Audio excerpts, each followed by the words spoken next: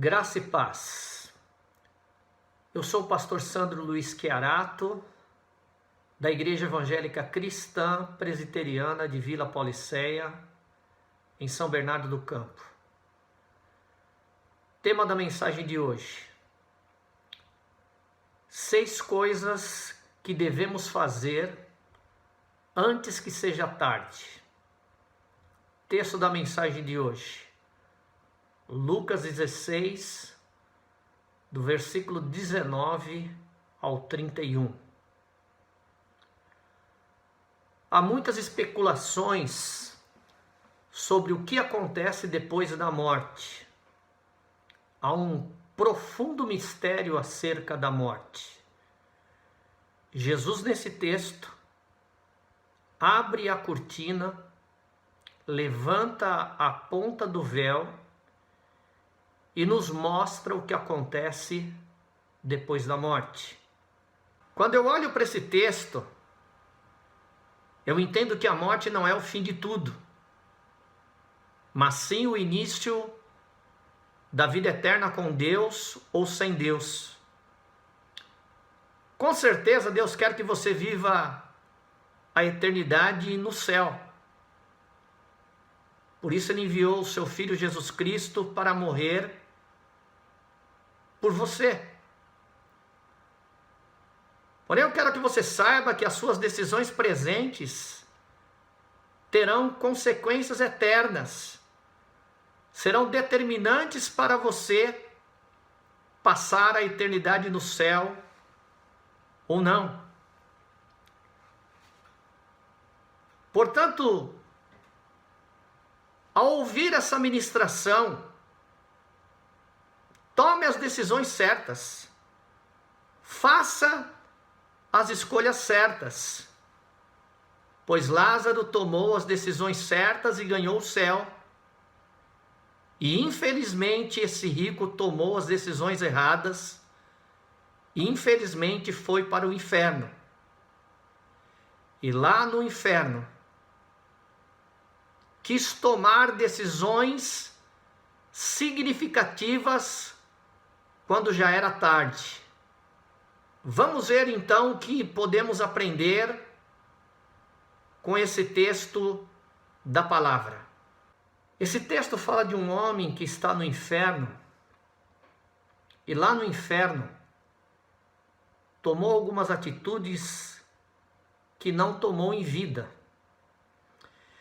E para o seu desespero, lá no inferno ficou sabendo que tomou essas atitudes quando já era tarde. Esse texto também nos ensina que muitas pessoas descobrirão o valor da alma tarde demais. Enquanto viveu, o rico jamais pensou em sua alma.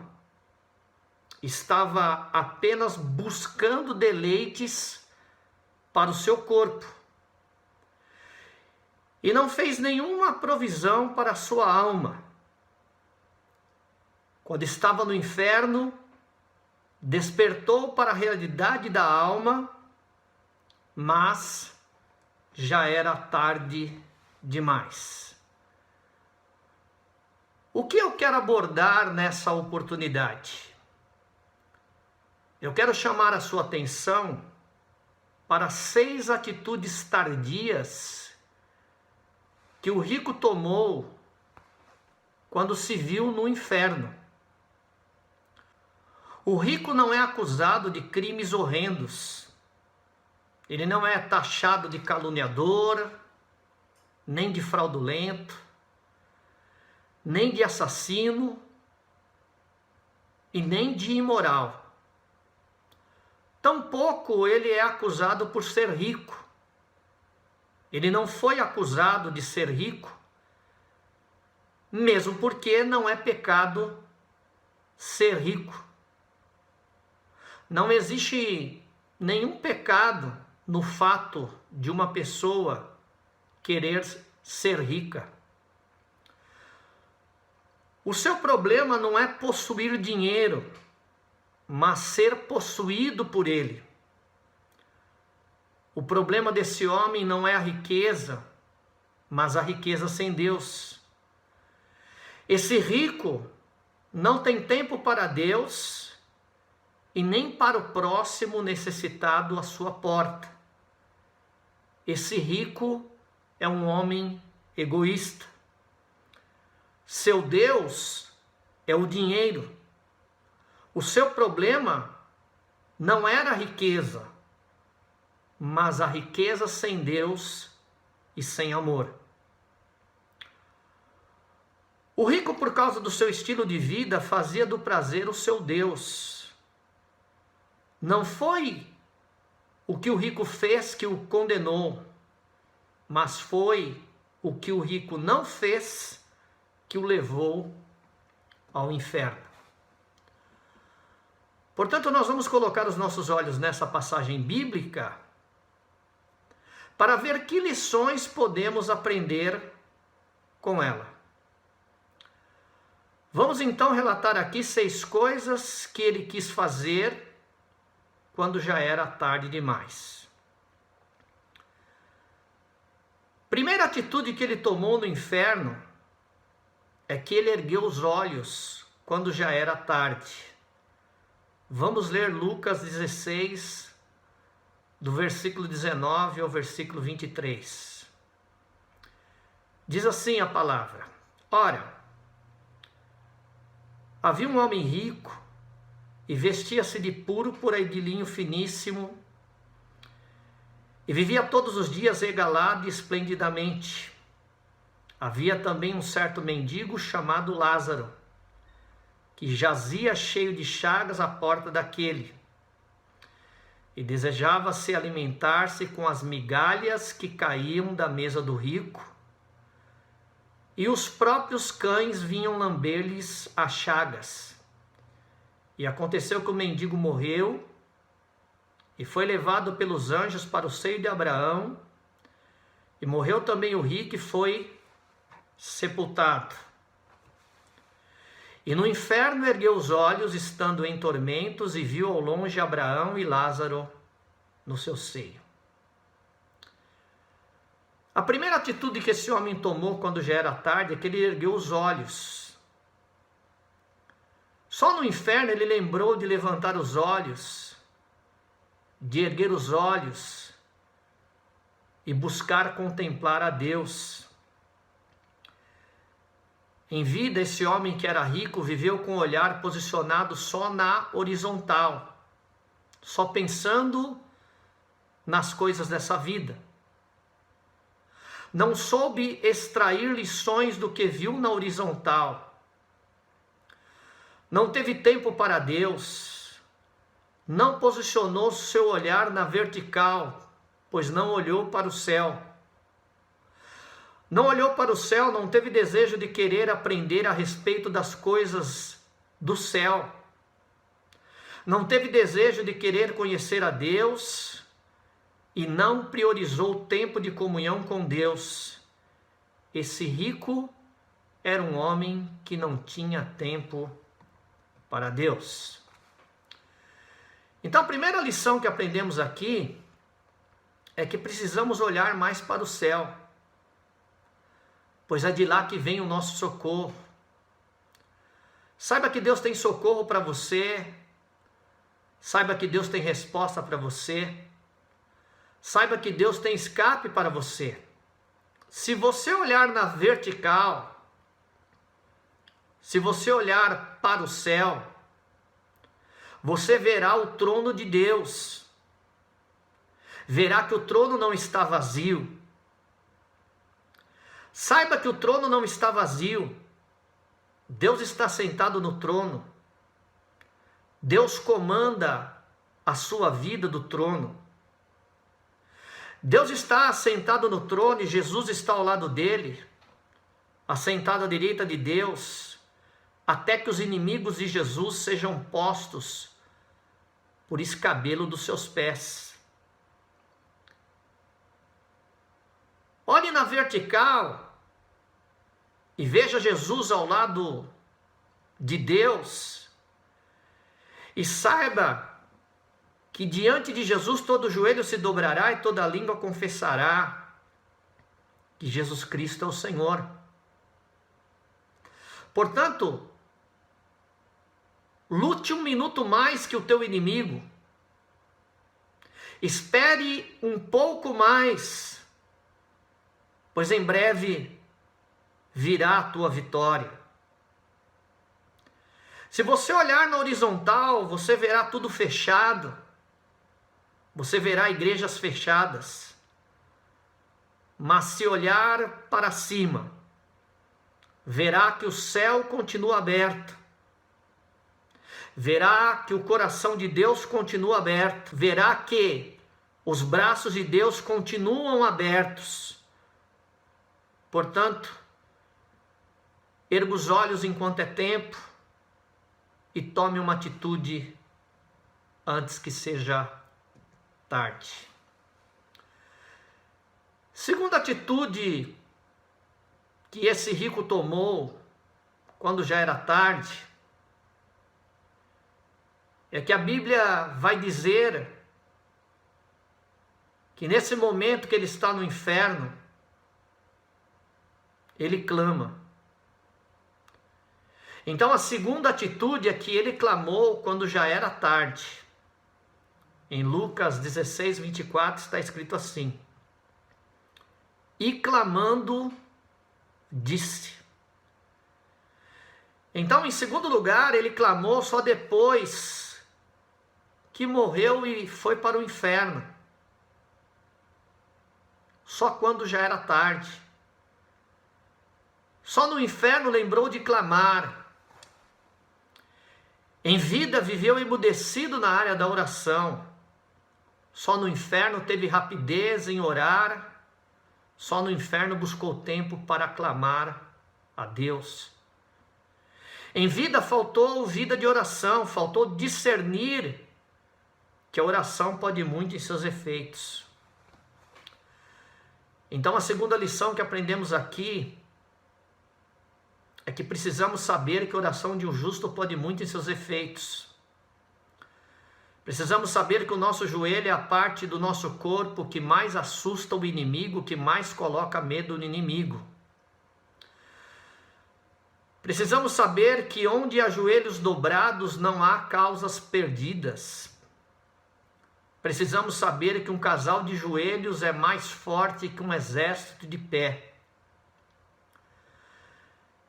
Precisamos saber que tocamos o céu quando os nossos joelhos tocam o chão. Precisamos saber que nesse momento que as mãos não podem se tocar e nem os braços abraçar, os joelhos ainda podem se dobrar em nome de Jesus. Precisamos saber que quem se dobra diante de Deus não se dobra perante nenhuma circunstância da vida. Precisamos saber que devemos orar não até Deus nos ouvir, mas até a gente ouvir a voz de Deus. Precisamos saber que oração é a chave que abre qualquer fechadura. Portanto, ore em todo tempo, ore em todo lugar, pois em Timóteo 2, versículo 8 está escrito assim: quero, pois, que os homens orem em todo lugar, levantando mão santa, sem ira e nem contenda. Deus te diz, clama a mim. Jeremias 33, versículo 3. Clama a mim e responder-te-ei, e anunciar-te-ei coisas grandes e firmes que não sabes. Há um convite de Deus na palavra dele, dizendo que você deve se fechar no teu quarto e fazer do teu quarto um quarto de guerra, um quarto de oração, pois Jesus em Mateus 6, versículo 6 disse: mas tu quando orares, entra no teu quarto e fechando a porta, ora ao teu pai que está em secreto, e teu pai que vê em secreto te recompensará. Vá à igreja, orar, buscar a Deus, pois a igreja, ela é chamada de casa de oração, em Isaías 56, versículo 7. Também os levarei ao meu santo monte, e os alegrarei na minha casa de oração. Os seus holocaustos e os seus sacrifícios serão aceitos no meu altar, porque a minha casa será chamada casa de oração para todos os povos. Lembre-se que a oração de um justo pode muito em seus efeitos, pois em Tiago 5, versículo 16 está escrito assim: confessai as vossas culpas uns aos outros e orai uns pelos outros para que sareis. A oração feita por um justo pode muito em seus efeitos. Lembre-se que quem pede recebe, pois em Tiago 4, versículo de número 2 está escrito aqui: cobiçais e nada tendes, sois invejosos e cobiçosos e não podeis alcançar, combateis e guerreais e nada tendes, porque não pedis. Em Lucas 11, versículo 9 está escrito: e eu vos digo a vós, pedi e dar-se-vos-á, buscai e achareis, batei e abrir-se-vos-á. Em Lucas 11, versículo 10 está escrito: pois todo o que pede recebe, o que busca encontra, e aquele que bate a porta será aberta. Faça a oração contínua. Em Atos 12, versículo 5 está escrito assim: Pedro, pois, era guardado na prisão, mas a igreja fazia contínua oração por ele a Deus. Portanto, clame a Deus em todo o tempo. Tome uma atitude antes que seja tarde. A terceira atitude que esse rico tomou quando já era tarde é que ele teve sede de refrigério. Em Lucas 16, 24 está escrito assim: e clamando disse: Pai Abraão, tem misericórdia de mim e manda Lázaro que molhe na água a ponta do seu dedo e me refresque a língua, porque estou atormentado nesta chama. Então, em terceiro lugar, ele teve sede de refrigério só depois que morreu e foi para o inferno. Nesse momento ele estava tão atormentado que bastava uma gota de água para produzir um refrigério. Bastava Lázaro molhar na água a ponta do seu dedo para refrescar a língua do rico.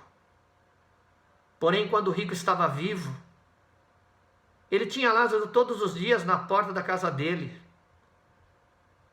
Lázaro, que era um fiel servo de Deus, era alguém que tinha a fonte de Deus dentro de si, mas o rico nunca atentou para isso. Eu acredito que Deus colocou Lázaro na porta da casa daquele rico para que aquele homem rico pudesse experimentar uma fonte inesgotável de vida que havia dentro daquele homem temente a Deus chamado Lázaro. Então a terceira lição que aprendemos aqui é que na igreja encontramos mais do que gotas. Encontramos chuvas de bênção. Na igreja você encontra mais que gotas.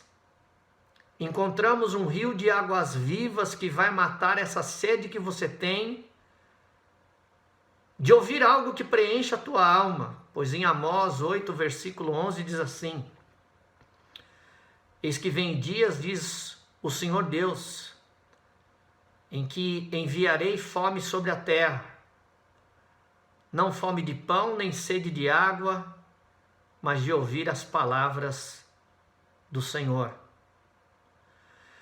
Quem conhece verdadeiramente a casa do Senhor se alegra só no fato de ser convidado a ir nesse lugar de bênção. Pois no Salmo 122, versículo 1 está escrito: alegrei-me quando me disseram, vamos à casa do Senhor. Portanto, devemos ter um compromisso firme de estar na casa de Deus em dias de culto. Devemos ter presença contínua nos cultos. Pois em Hebreus 10, 25 está escrito assim: não deixemos de congregar-nos, como é o costume de alguns. Antes façamos admoestações, e tanto mais quanto vedes que o dia se aproxima. Não abandonando a nossa congregação, como é o costume de alguns. Antes admoestando-nos uns aos outros, e tanto mais quando vedes que se vai aproximando aquele dia.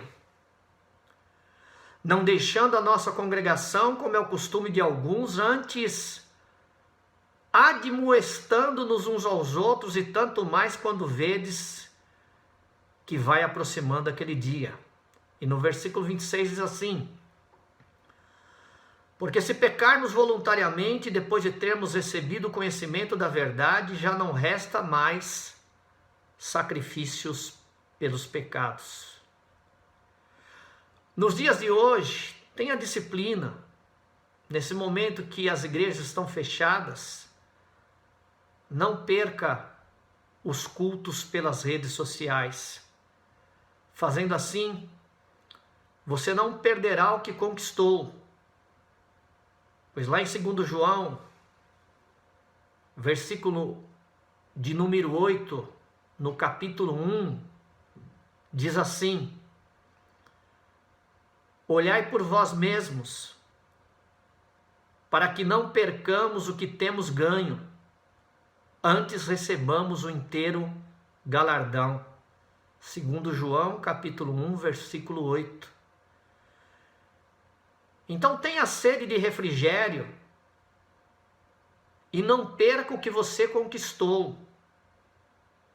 Tome uma atitude antes que seja tarde. A quarta atitude que esse rico tomou quando já era tarde é que ele reconheceu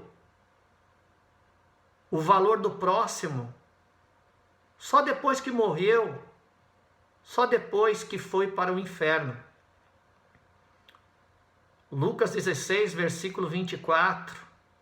E clamando disse: Pai Abraão, tem misericórdia de mim e manda Lázaro, que molhe na água a ponta do seu dedo e me refresque a língua, porque estou atormentado nessa chama. Em quarto lugar, ele reconheceu o valor de Lázaro só depois que já era muito tarde. Pois quando estava vivo, esse rico não teve tempo para o próximo, necessitado à sua porta. Esse rico era egoísta. O rico desprezou a Lázaro por ver que ele era uma pessoa pobre. Porém, a alma de Lázaro, a vida de Lázaro, era uma joia para Deus. Esse rico não reconheceu nenhum valor em Lázaro. O nome Lázaro significa Deus é o meu auxílio. Embora desprezado pelos homens e considerado escória da sociedade, a palavra de Deus, ela vai nos dizer que Deus abençoou a vida de Lázaro e Lázaro ganhou o céu. Só no inferno o rico lembrou de dar o devido valor a Lázaro. Faltou humildade para esse rico reconhecer o valor de alguém que vivia à porta dele. O rico, quando estava no inferno, pediu ajuda a quem ele nunca ajudou. Então, a quarta lição que nós aprendemos aqui é que precisamos dar a devida importância que cada pessoa merece. A grande riqueza de alguém não está relacionada ao dinheiro que tem, mas à postura que a pessoa tem diante do próximo, independente de riqueza ou de pobreza. O rico tinha tudo menos Deus.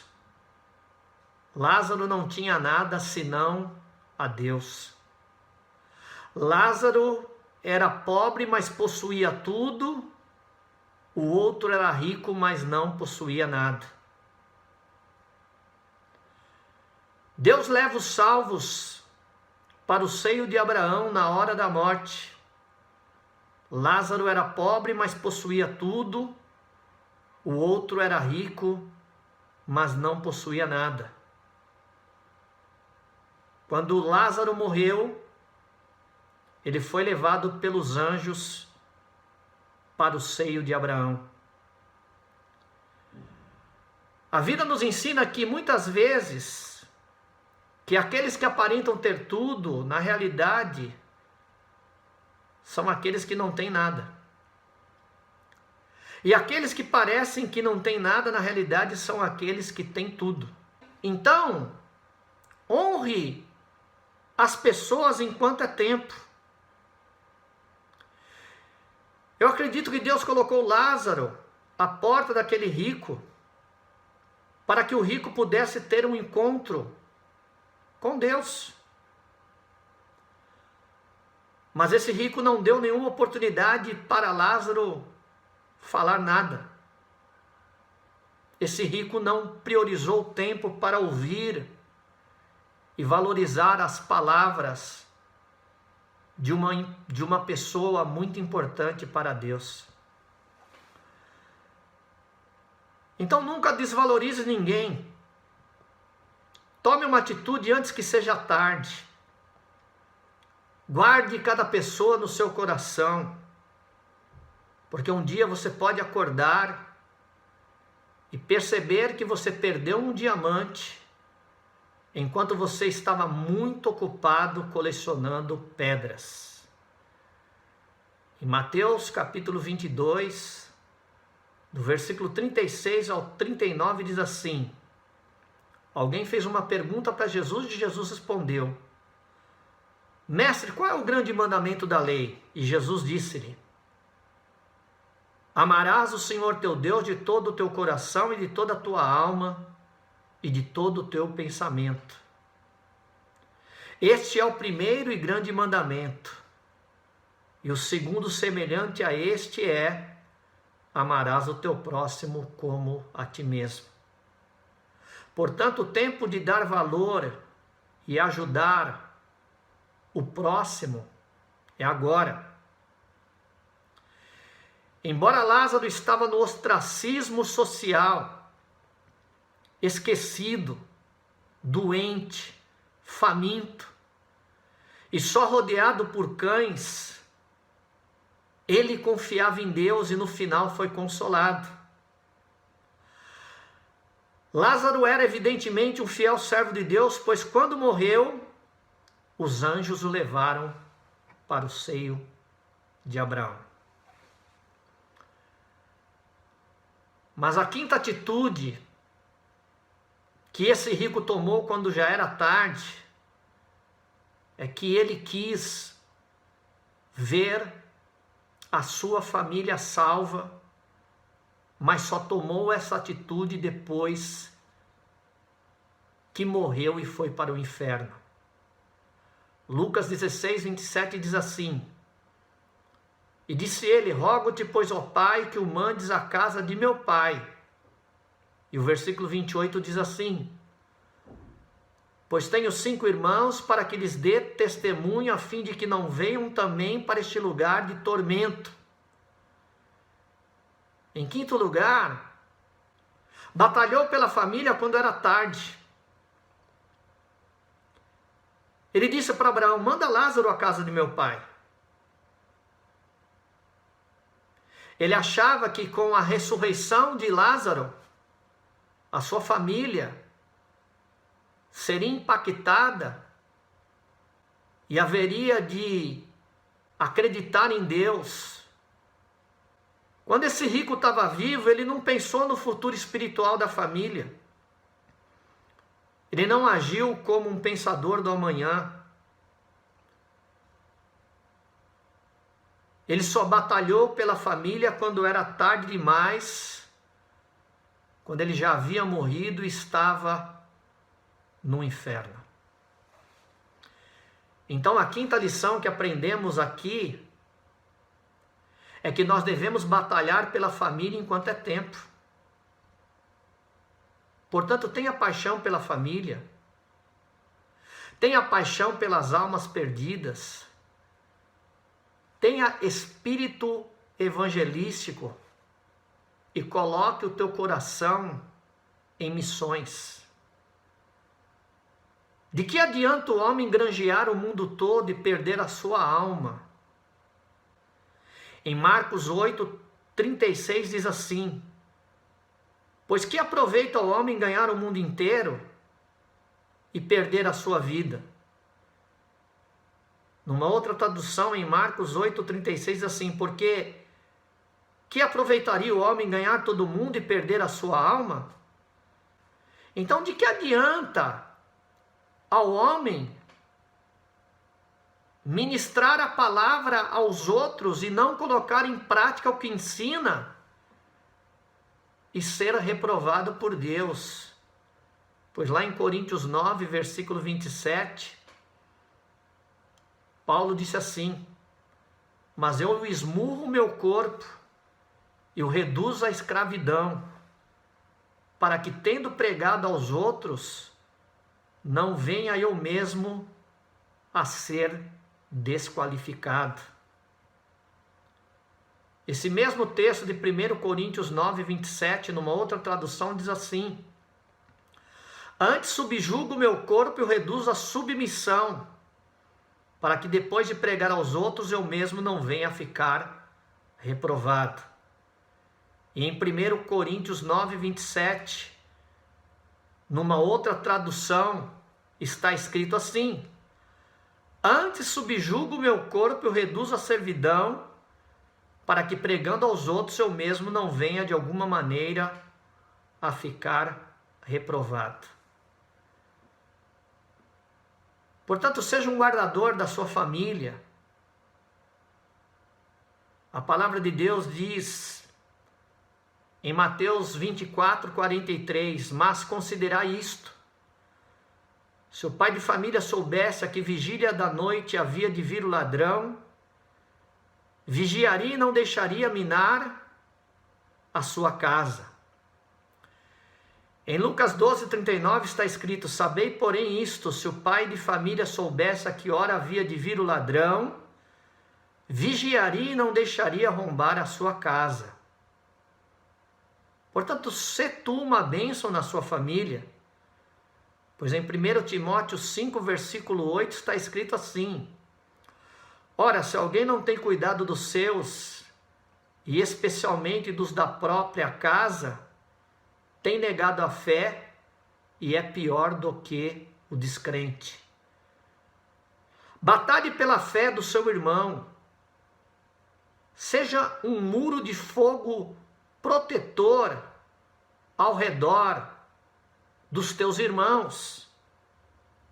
Em Judas está escrito assim, o versículo 3 da epístola de Judas: amados, procurando eu escrever-vos com toda a diligência acerca da salvação comum, tive por necessidade de escrever-vos e exortar-vos a batalhar pela fé que uma vez foi dada aos santos. Batalhe pela fé que foi dada aos santos. Seja um soldado fiel até o fim. Seja um muro de fogo protetor ao redor dos escolhidos de Deus, ao redor das pessoas que se aproximaram da sua vida. Leve a tua casa a servir ao Senhor. Sê um puxador de fila. Pois em Josué 24, versículo 15, está escrito assim: porém, se vos parece mal aos vossos olhos servir ao Senhor, escolhei hoje a quem sirvais, se aos deuses a quem serviram os vossos pais, que estavam além do rio, ou aos deuses dos amorreus, em cuja terra habitais. Porém, eu e a minha casa serviremos ao Senhor. Que neste dia você tome uma decisão, que você esteja à frente da sua família, que você seja um puxador de fila, dizendo: porém, eu e a minha casa serviremos ao Senhor. Leve a sua família ao encontro de Deus enquanto é tempo.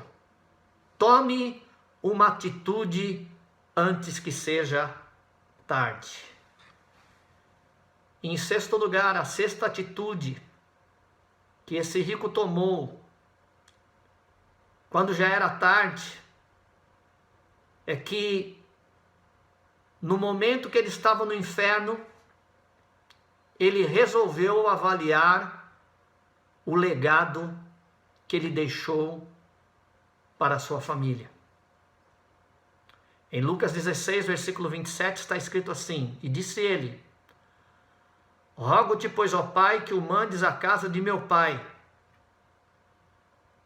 E no versículo 28 diz assim: pois tenho 5 irmãos, para que lhes dê testemunho, a fim de que não venham também para este lugar de tormento. No versículo 29, Abraão respondeu, disse-lhe Abraão: tem Moisés e os profetas, ouçam-nos. Em Lucas 16:30, esse rico disse assim, e disse ele: não, pai Abraão, mas se algum dentre os mortos fosse ter com eles, arrepender-se-iam. Então, em sexto lugar, ele avaliou o seu legado só depois que morreu e foi para o inferno, quando já era tarde. Só depois que morreu e estava no inferno, percebeu que não tinha deixado um legado que levasse a família ao encontro de Deus. E nesse momento quis deixar um verdadeiro legado. Quando já não tinha mais tempo, quando já era tarde. Então pediu algo a Abraão: manda Lázaro à casa de meu pai. Ele queria ver a família sensibilizada e convertida por conta da ressurreição e ministração de Lázaro. Ele dizia para Abraão: eles vão se arrepender. Mas ele tomou essa atitude quando já era muito tarde. Então, a sexta lição que aprendemos aqui é que nós devemos avaliar o que nós vamos deixar como herança depois que a gente partir. Deus quer que você deixe uma herança que promova um conserto. Mais que herança, Deus quer que você deixe um legado. Herança é o que nós deixamos para as pessoas. E legado é o que nós deixamos nas pessoas. O Espírito Santo quer que você deixe mais do que herança, que você deixe um legado de histórias com Deus. Procure fazer histórias com Deus. Procure desenvolver histórias com Deus. Porque quando você tem uma história com Deus, as tuas histórias com Deus vão gerar um currículo diante das pessoas que vivem ao redor de você. E o seu currículo, a sua história com Deus vai se impor diante das pessoas. E você ganhará respeito e reconhecimento. Portanto, tome uma atitude antes que seja tarde e desenvolva histórias com Deus em nome de Jesus. Procure desenvolver histórias com Deus e deixe um legado impactante na vida dos seus familiares, em nome de Jesus. Fique bem, fique com Deus, Deus te abençoe, em nome de Jesus, e que você coloque essas 6 lições em prática, agora enquanto você está vivo, agora enquanto é tempo, e que você seja levantado por Deus como um marco histórico para essa geração, e que Deus te levante como motivo de esperança para abençoar o seu lar, a sua casa, a sua família, os seus amigos, para abençoar todas as pessoas que se aproximar de você, em nome de Jesus. Amém e amém. Gente boa, sangue bom, seja feliz em nome de Jesus.